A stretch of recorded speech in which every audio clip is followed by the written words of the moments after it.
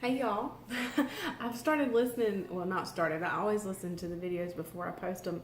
And I have to say, I think every video opens with me saying, hey y'all. And that just must be my thing. So, hey y'all. Happy Monday. Hope you had a wonderful weekend. Okay, so I have my coffee cup here, which sometimes I do, but look! My cup runneth over, Psalm 23, 5. So this right now is my Psalm 23 Daily Devos cup. I'm pretty excited about it. So anyway, I thought it was a nice prop in the video. But the word we're going to get into this week is so good and so rich, which I probably say that every week, but it is. And it just gets better and better and richer and richer. And I love that about the Word.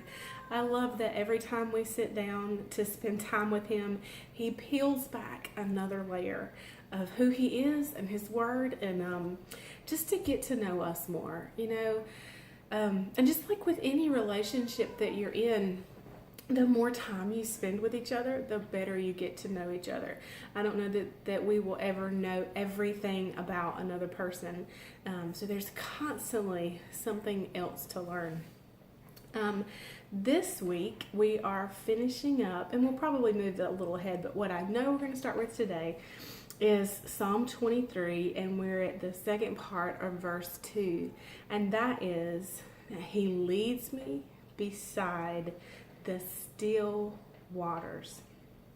And so we're going to talk about those still waters and why are they called still waters.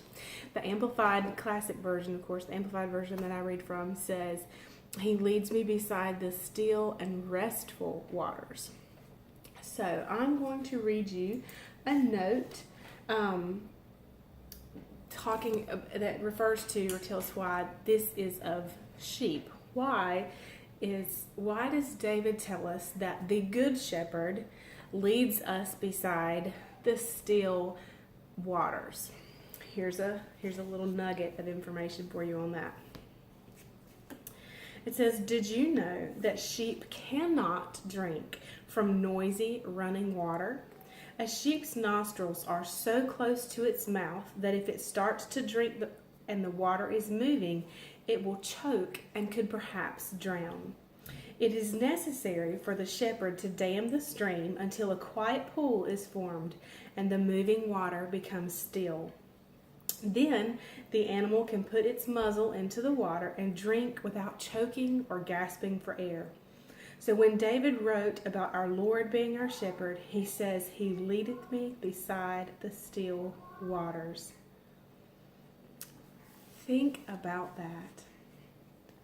That the sheep, because of the way that their mouths and nose are so close together, that if the water is moving or rushing, unstill, not peaceful, that it says,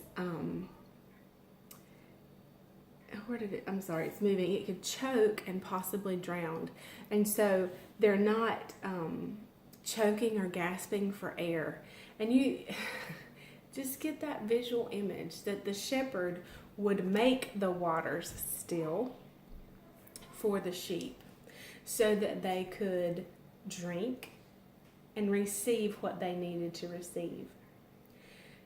I love that the shepherd, the good shepherd, knows how to take care of his sheep. He knows what they need, and not only what they need, but how to get it to them. And so, of course, they need water.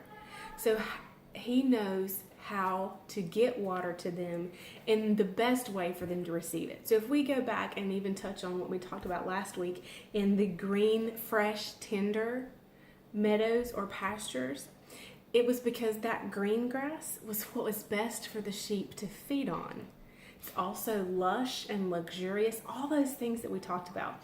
In the same way that the shepherd did that over the pastures for the sheep, he does that over the water for the sheep, in being sure that it is available in the best way for them to take in that nourishment and provision.